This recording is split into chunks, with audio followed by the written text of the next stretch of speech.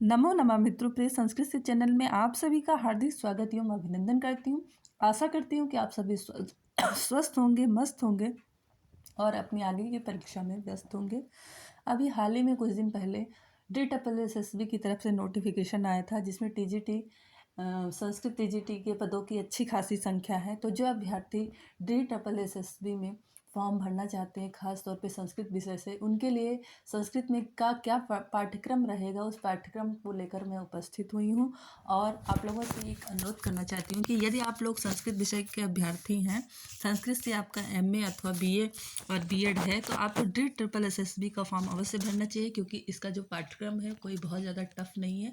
आप संस्कृत के अभ्यर्थी हैं, संस्कृत में आपकी पकड़ है, तो देखिए आप जब तक कि आपके पास कोई वैकेंसी नहीं है, आपको यहाँ पे अवश्य ट्राई करना चाहिए। तो चलिए हम लोग पाठ्यक्रम पर एक बार नज़र डालते हैं। तो सबसे पहले देखिए, पाठ्यक्रम में आपका वैदिक साहित्य से पूछा जाएगा, वैदिक साहित्य पूछा जाएगा।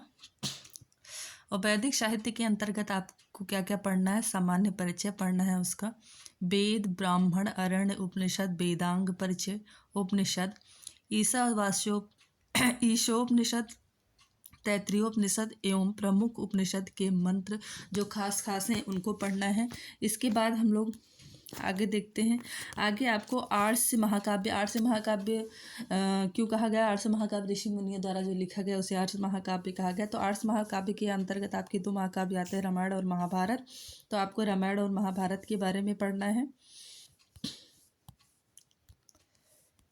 एक सेकेंड, आपको रामायण और महाभारत के बारे में पढ़ना है। जो अभ्यर्थी अभी हाल ही में जो आपका जूनियर का पेपर हुआ था और संस्कृत से आपने भरा होगा, तो ये सब चीज़ें तो आप पढ़ ही चुके होंगे वैसे भी। तो महाभारत, इन दोनों के अंतर्गत आपको कवि के व्यक्तित्व, यानी जो रामायण के रचयिता हैं वाल्मीकि और वेदव्यास, इन सब का व्यक्तित्व एवं इनकी कृतित्व, इनकी प्रमुख सूतियाँ, जो रामायण महाभारत की प्रमुख सूतियाँ एवं घटनाएं, ये सभी चीज़ें इसके अंतर्गत पढ़नी है। पुराण साहित्य के अंतर्गत आपको पुराणों का परिचय एवं क्या पढ़ना है, एवं प्रतिपाद्य विषय। उसके बाद आपका आता है भाषा विज्ञान। भाषा विज्ञान के अंतर्गत आपको भाषा का उद्भव एवं भाषा का विकास, भाषा का विभाजन, ध्वनि नियम, ध्वनि परिवर्तन के कारण, ग्रिम का नियम इत्यादि नियम जो है ध्वनि परिवर्तन का कारण। उसके अलावा फिर आता है आपका लौकिक साहित्य। लौकिक साहित्य के अंतर्गत आपको कालिदास, भारवी, भास, माघ, श्रीहर्ष, बाणभट्ट, सुबंधु, दंडी का व्यक्तित्व, देखिए एकदम बिल्कुल दिया गया है कि इन्हीं का पूछा जाएगा, का व्यक्तित्व एवं इनका कृतित्व पढ़ना, यानी इनकी रचनाएं क्या हैं, इनके बारे में जो मुख्य मुख्य चीज़ें हैं वो सभी हमको पढ़ना है। उसके अलावा प्रमुख नीति, कवि का व्यक्तित्व एवं उनका कृतित्व। नीति कवि में देखिए भर्तृहरि, विष्णु शर्मा और ये तीनों आते हैं। तीनों के बारे में सामान्य रूप से इनके जो मुख्य मुख्य चीज़ें हैं उनके बारे में हमको पढ़ना है। चलिए आगे देखते हैं। फिर व्याकरण के अंतर्गत आता है आपका लघु सिद्धांत कौमुदी के अनुसार आपको क्या क्या पढ़ना है, संज्ञा पढ़ना है, संधि, समास, शब्द रूप, धातु रूप, कारक एवं शुद्ध अशुद्ध संशोधन। इसके बाद आता है आपका प्रत्यय।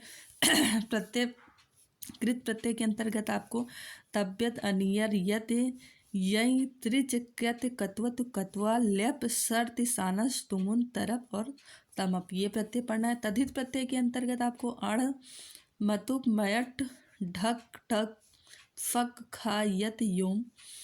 स्थिर प्रत्यय के अंतर्गत आपको टाप, डीप, डीस और डिंग प्रत्यय को पढ़ना है। ये रहा आपका व्याकरण का। फिर आपका आता है दर्शन। दर्शन के अंतर्गत आपको क्या पढ़ना है, दर्शन खंड में आपको जो पढ़ना है वो है भारतीय दर्शन का विभाजन, यानी भारतीय दर्शन का विभाजन कैसे हुआ, कब हुआ, कितने प्रकार से हुआ, तो ये सब, इन सब चीज़ों के बारे में। अस्तित्व एवं नास्तिक दर्शनों का परिचय, दर्शनों की प्रमुख सिद्धांत एवं प्रमाण मीमांसा, यह आपको दर्शन खंड के अंतर्गत पढ़ना है। इसके बाद आपका आता है काव्यशास्त्र। तो काव्यशास्त्र के अंतर्गत आपको प्रमुख काव्यशास्त्रीय आचार्यों का परिचय, जैसे आपके काव्यशास्त्रीय आचार्य विश्वनाथ हैं, आपके भामा हैं, भरत मुनि हैं, तो इन सब के बारे में सामान्य रूप से इनका परिचय पढ़ना है। और काव्य लक्षण, प्रयोजन, काव्य लक्षण आपका प्रयोजन, काव्य भेद, रस, सूत्र, विभावन व संचारी भाव, 10 रूपक का सामान्य परिचय, नाटकों में प्रयुक्त पारिभाषिक शब्दावली। तो ये सब कहने का मतलब है कि पूरा संस्कृत ही दे दिया गया है ज़्यादातर। मतलब आपको ये समझिए कि सबके बारे में थोड़ा थोड़ा सामान्य सामान्य चीज़ें आपको पढ़नी है। तो ये है आपका कोर्स। अभी आपके पास कोई वैकेंसी नहीं है इस समय जब तक। तो यदि आप संस्कृत के अभ्यर्थी हैं और वैकेंसी है भी, तो आप अपना देखिए थोड़ा थोड़ा आप पढ़ते रहिए, करते रहिए। तो अगर सामने आपके जैसे टीजीटी के बहुत सारे अभ्यर्थी तैयारी कर रहे होंगे, तो यदि टीजीटी की परीक्षा बीच में आ जाती है तो हम उसको भी, क्योंकि वो तो लगभग हमारा तैयार है, उसके साथ साथ हम इसको भी अपना पढ़ते चलेंगे। और एक बार पेपर देने में क्या जाता है, ज़रूर इसको हमें फॉर्म भरना चाहिए और पेपर भी देना चाहिए।